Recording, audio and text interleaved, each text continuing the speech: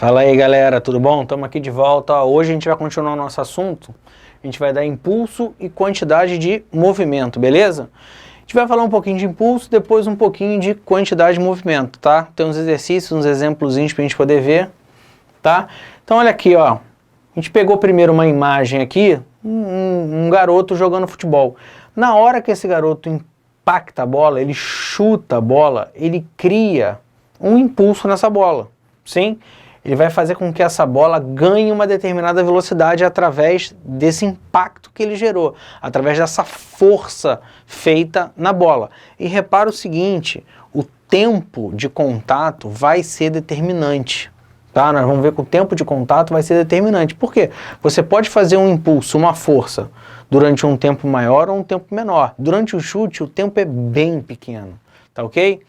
Então, o impulso da força, o estudo da física que mostra que o início de um movimento, ou a seção dele, né, o término dele, só pode ocorrer sob a ação de uma força. Se, por exemplo, quisermos frear uma bicicleta que esteja a uma certa velocidade, um intervalo de tempo muito curto, teremos que aplicar uma força muito intensa. Já para frear um carro que está com a mesma velocidade, o mesmo intervalo de tempo, necessitaríamos de uma força de maior intensidade, porque o carro tem uma massa muito maior do que a massa da bicicleta, galera, tá? Mesma coisa é o garoto aqui, ele está chutando uma bola de futebol ou chutar uma bola de vôlei, tá? A bola de vôlei, para ele poder colocar a mesma velocidade do que ele coloca numa bola, por exemplo, de futebol, uma bola de futebol de salão, na bola de vôlei ele vai ter que fazer muito menos força, tá? Ou que o contato dure muito menos tempo, ok? Então, ó, nessas condições, tá? A força depende da velocidade e da massa do corpo, tá bem? Então, os mesmos efeitos podem ser obtidos considerando intervalos de tempos maiores com aplicação de força de intensidade menor. Foi o que eu acabei de falar. Você pode ter a mesma situação, você pode ocasionar o mesmo efeito, ocasionando uma força maior ou um tempo maior, tá? Então, se você tiver uma força grande, o tempo de execução vai ser menor. Se você tendo uma força menor, o tempo de execução vai ter que ser maior, ok? Então, para analisar essas situações, são duas novas grandezas que se chamam impulso e quantidade de movimento. Aqui a gente botou uma figurinha aqui do Super-Homem segurando a Lois Lane, tá? E é fácil, ela cai, ele tem que gerar um impulso muito grande para ele poder conseguir chegar nela e pegar ela, tá ok? Diferente do que acontece no filme do Homem-Aranha, que basicamente ele se joga e chega junto, a gente sabe que fisicamente isso é impossível, tá? Não esse Homem-Aranha novo, aquele primeiro Homem-Aranha lá do Maguire, que o pessoal ama de paixão, se não me engano é o Homem-Aranha 2 que socorre, tá? Então vamos lá, ó. Os impulsos mecânicos são situações que sempre encontramos no nosso cotidiano, tá? A gente sempre está movendo uma coisa de lugar. E na hora que você move uma coisa de lugar, você empurra essa coisa, você para essa coisa. Então você está ocasionando, sim, um impulso naquele objeto, ok? Então aqui, ó, nós temos exemplos de impulso. Nós temos o povo brincando de cabo de guerra, eles estão gerando impulso, que eles estão puxando essa corda. Você tem uma bomba explodindo, na hora que ela explode, ela empurra a água para fora. Isso é um exemplo, outro exemplo de impulso, ok? Continuando. Imagina aqui que a gente tem um objeto sendo aplicado nele uma força. Esse objeto, no instante zero, tá ok? Ele tem uma velocidade V0.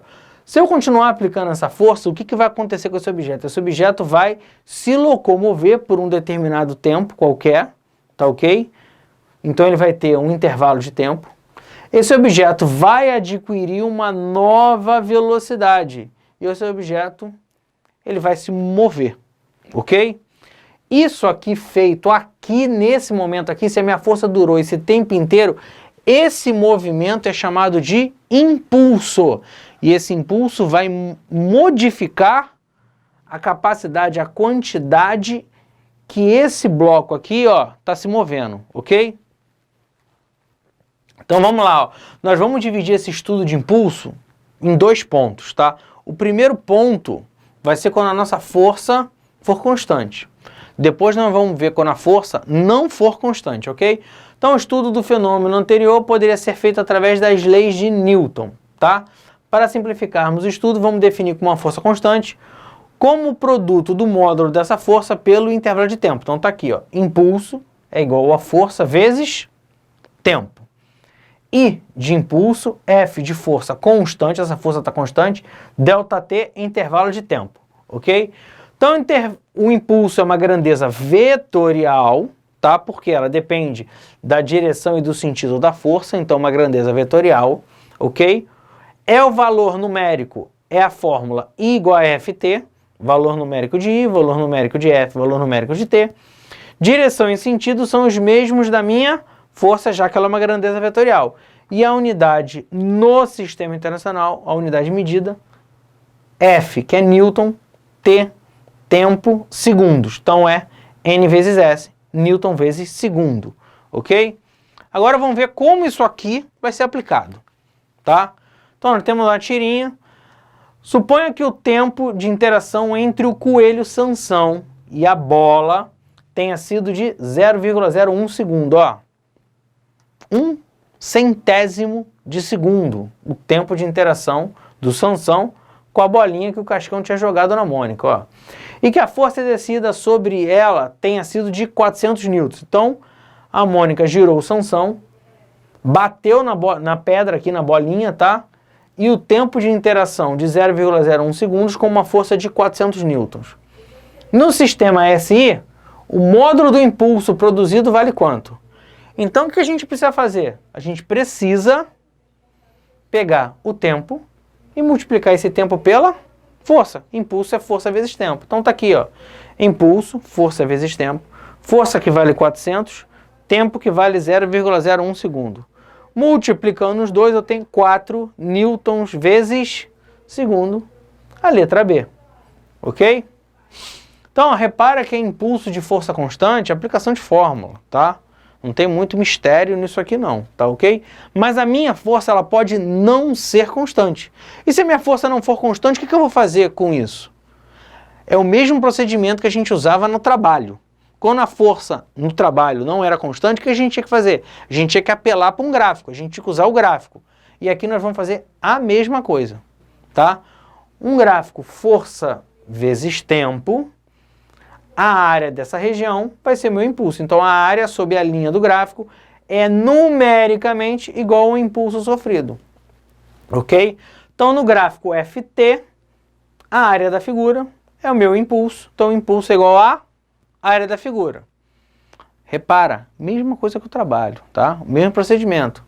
Professor, eu posso ter uma área negativa, eu posso calcular e ter um impulso negativo? Claro que pode ter. Por que você pode ter? Repara, olha aqui, está escrito aqui, ó.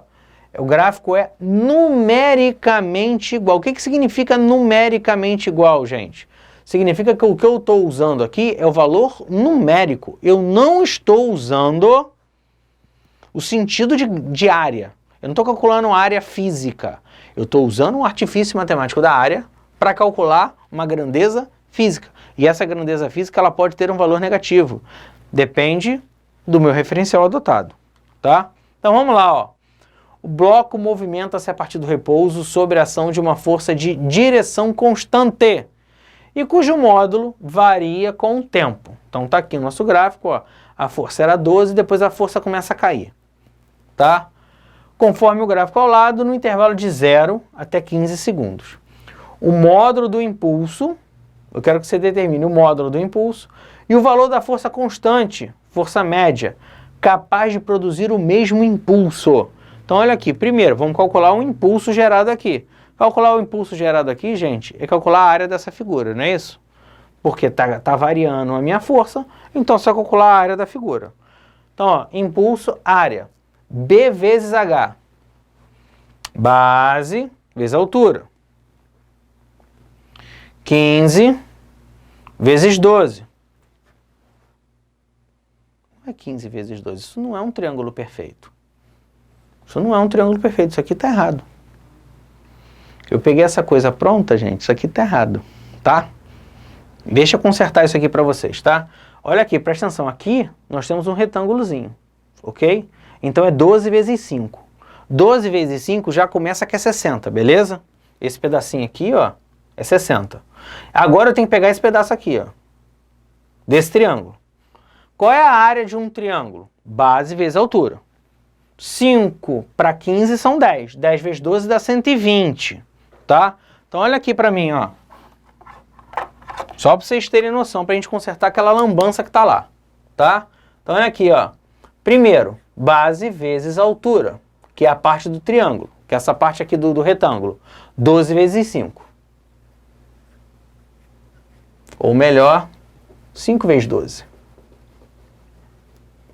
Que a base vale 5, a altura vale 12, que dá 60 newtons vezes segundo.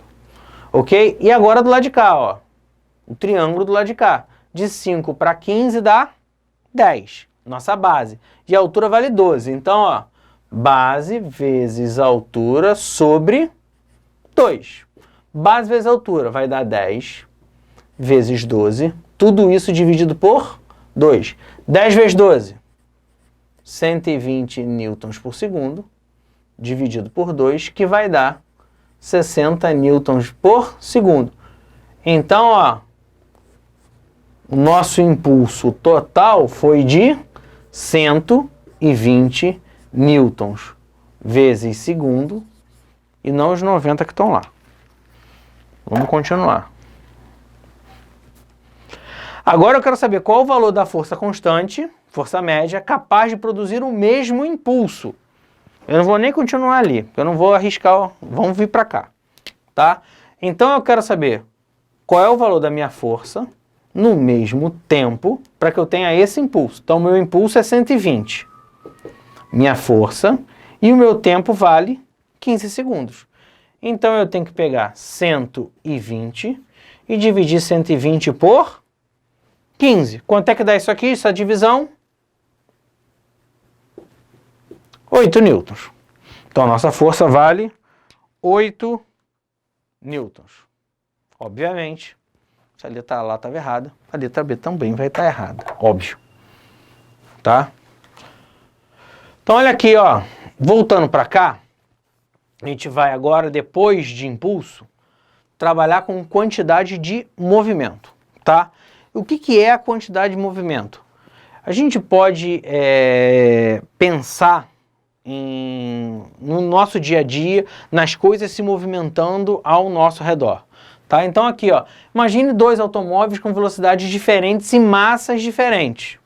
Qual deles provocaria o maior impacto, o maior estrago no caso de uma colisão? É só você parar para imaginar. Imagina um carro, tá, andando a 50 km por hora, e ele bate na traseira de um outro carro que estava parado. Ou um caminhão que estava a 70 km por hora e ele bate num carro exatamente igual ao primeiro carro. Quem vai fazer o maior estrago?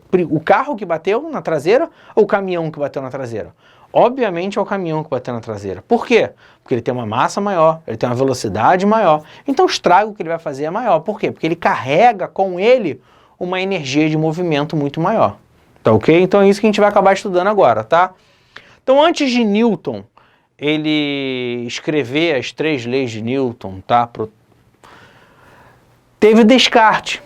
E ele falou exatamente sobre a quantidade de movimento, tá? Então, alguns anos de Newton escrever seus trabalhos, René Descartes propôs que a verdadeira medida do movimento de um corpo, ao invés da velocidade, seria a sua quantidade de movimento. Por quê?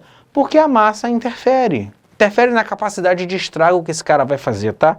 Só parar para pensar em velocidade é muito superficial. Lembra que a gente estudou isso? Eu falei que a gente ia estudar a parte matemática do movimento, que era a parte de cinemática, que a gente não estava se importando muito com o que estava causando o movimento. Tá? Porque é muito simples você trabalhar só com velocidade, espaço-tempo e aceleração. É subjugar demais o que está acontecendo na situação, ok? Então vamos lá, ó. Nas palavras de Descartes, a primeira causa do movimento, a mais importante, a mais universal, é Deus, que de sua onipotência criou a matéria em movimento e em repouso. A quantidade de movimento colocada por Deus no ato da criação nunca pode ser mudada. Sim, significa o seguinte, que a quantidade de movimento colocada por Deus lá no ato da criação, ela é a mesma até hoje, gente. Tá? Por quê? Porque toda a quantidade de movimento que existe no sistema toda, ele considera que é conservada. Tá ok? E a gente vai levar isso em consideração, tá bom? Então, ele ainda explica que se entende por quantidade de movimento. O que é a quantidade de movimento? Um corpo com certa velocidade e outro 2 vezes maior, com metade da velocidade. Tem a mesma quantidade de movimento. Tá? Então, olha aqui, ó. Na linguagem simples pra gente, quantidade de movimento é massa vezes velocidade. Se eu tenho uma velocidade que é o dobro de uma outra velocidade, é simples, é só a massa ser a metade que eu vou ter a mesma quantidade de movimento. É isso que ele quis dizer, tá ok? Que é quantidade de movimento, m massa, v velocidade, tá? A quantidade de movimento também é uma grandeza vetorial, porque a velocidade é vetorial, a quantidade de movimento é vetorial. O módulo é a multiplicação dos valores mv, a direção e sentido é o mesmo da velocidade, e a unidade do sistema internacional é a multiplicação dessas unidades aqui, ó. Quilo vezes metro por segundo, ok? Então olha aqui, ó. Newton é a quantidade de movimento. O que tem a ver um Newton com a história da quantidade de movimento? Vamos lá, ó. Em todos os livros didáticos do ensino médio, a segunda lei de Newton é apresentada por força igual a ma. A gente aprende que força é igual a ma. A gente até aprendeu isso, tá ok? Mas não é bem assim que funciona, tá? A lei de Newton não veio antes da quantidade de movimento. A gente ensina dessa maneira, mas elas foram criadas de forma contrária. A quantidade de movimento veio antes das leis de Newton, ok? Então, ó, que é uma simplificação moderna para que disse Newton no seu livro Princípio. A expressão original de Newton para a segunda lei leva em consideração o que se chamou de quantidade de movimento, também conhecido como momento linear. Então aqui, ó, força na m vezes a. A é quem, gente? M, né? Delta V sobre delta T? Variação de velocidade sobre variação de tempo? Beleza. M vezes delta V, não é delta Q? Que é m vezes v e m vezes v0 vai ser q menos q0? Então tá aqui, ó. Essa é a verdadeira segunda lei de Newton. Força resultante é igual à variação da quantidade de movimento dividido pela variação do tempo. A questão é que assim fica mais fácil para a gente aplicar no nosso dia a dia. Tá ok? Então a gente explica, ensina ela para vocês dessa maneira aqui. Ok? Vamos lá. O impulso resultante das forças que agem sobre um ponto material num certo intervalo de tempo provoca a variação da quantidade de movimento. Claro, se eu gerei uma força num corpo, aquele primeira figurinha que a gente viu andando, gerei uma força naquele corpo, o corpo andou, não andou? Se ele andou, significa que a sua velocidade variou. Se a velocidade dele variou, a quantidade de movimento desse cara também variou.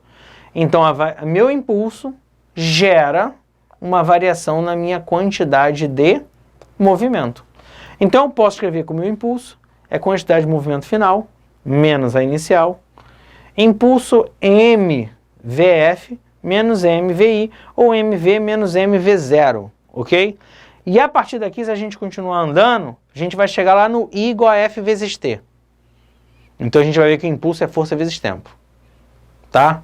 Que as duas fórmulas estão extremamente ligadas pelo teorema do impulso, ok? Então, olha aqui, vamos lá.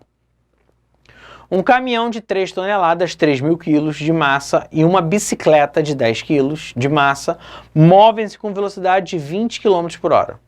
Aproximadamente 5,6 metros por segundo, tá? Só para a gente não perder muito tempo calculando essas coisas. Das afirmações abaixo, qual é a verdadeira? Então vamos ver qual dessas aqui se enquadra. A quantidade de movimento é uma grandeza escalar e, portanto, não depende nem da direção, nem do sentido da velocidade. A quantidade de movimento é uma grandeza escalar, gente, a gente viu que era uma grandeza vetorial e que ela depende, sim, da direção e do sentido da velocidade. Então a letra A está errada. Como o caminhão e a bicicleta têm a mesma velocidade, a quantidade de movimento também é a mesma. Não, porque a massa deles é diferente, então a B também está errada. C. A quantidade de movimento do caminhão tem valor 16,8 kg/s. E sempre mesmo sentido de sua velocidade. 3.000 vezes 5,6 vai dar 16,8, gente? Não vai, né? Está muito longe de 5,6 vezes 3.000 dá 16,8. Então está errada a letra C. Os vetores quantidade de movimento do caminhão e da bicicleta serão iguais caso eles tenham velocidades com a mesma direção e mesmo sentido. Isso aqui está certo, gente? Um vetor quantidade de movimento depende só da direção e do sentido ou depende do número também? Depende do valor numérico também. E a letra E, o valor da quantidade de movimento de cada um deles é diferente, porque suas massas são diferentes. Resposta à letra E. A letra D está errada, porque o valor numérico também interfere no que é o meu vetor, ok? Mais uma. Bloco de 2 kg desliza sobre uma superfície horizontal sobre a ação de forças cuja resultante F é constante e tem módulo 12 newtons. Beleza. No instante t0, a velocidade do bloco tem módulo igual a 4. Qual o impulso da força no intervalo de tempo que vai de 0 a 3? Então vamos lá, ó. Eu tenho, impulso é força vezes tempo. A minha força está aqui e é constante. E meu tempo é 3 segundos. Então, ó, I, F vezes T, 12 vezes 3, que dá 36 newtons por segundo. Letra B. Qual é a velocidade do bloco no instante 3 segundos? Opa! Eu tenho meu impulso, então aqui agora eu já vou ter que trabalhar com o impulso, gerando uma variação da minha quantidade de movimento. Então vamos lá. Impulso, QF menos QI. Ok? Então vamos lá, ó. Impulso MV menos MVI. Quem é massa de cada deles aqui? A massa vale 2. A velocidade final eu não tenho, não sei quanto vale, é o que eu quero saber. E a velocidade inicial vale 4, então é menos 2 vezes 4. 2 vezes 4 dá 8, negativo, passa para o lado de lá, positivo. 36 mais 8. Na boa, eu juro que eu desisto de pegar a questão desse lugar, porque o cara não soube somar 36 mais 8. Deu 48. Eu desisto disso, tá? Pelo amor de Deus, eu peço desculpa, porque isso aqui tá longe de ser 48, é 44. Tá? 36 mais 8 é 44. E o pior disso tudo, olha aqui, ó. 48 dividido por 2. 22. 44, gente, pelo amor, desculpa, tá? 44 dividido por 2 dá 22 metros por segundo. Então, com esse impulso, com essa força, durante 3 segundos, ele sai de uma velocidade de 4 e chega a uma velocidade até de 22 metros por segundo. Beleza? Vamos lá. Mais uma. O diagrama horário lado mostra a variação do módulo da força resultante aplicada num corpo. De massa 2 kg com velocidade inicial igual a 1. A força atua sempre na mesma direção e sentido da velocidade do corpo. Determine o módulo do impulso da força no intervalo de 0 a 5. E o módulo da velocidade do corpo no instante 5 segundos. Eu vou fazer no quadro.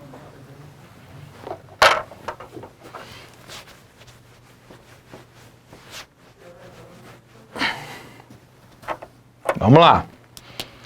O módulo do impulso da força no intervalo de 0 a 5. Tem que calcular a área da figura, não é isso? Então é um triângulo e depois um retângulo, ou um trapézio retângulo. Tá? Que eu posso fazer base maior, base menor, vezes a altura sobre 2. Eu vou separar as figuras para ser mais fácil, tá? Vamos lá. Só porque eu não estou muito afim de fazer muita conta. Então vamos lá. Área 1. Tá ok? Base que vale 2,5.